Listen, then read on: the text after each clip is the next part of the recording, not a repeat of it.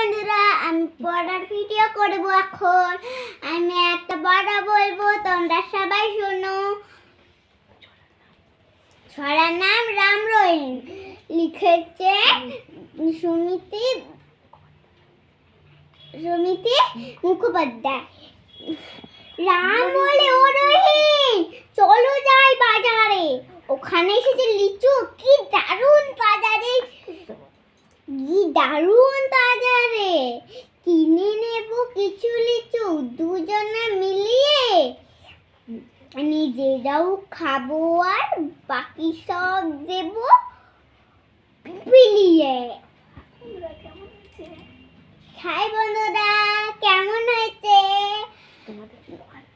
তোমাদের যদি ভালো লাগে একটা লাইক দিও, সাবস্ক্রাইব করো।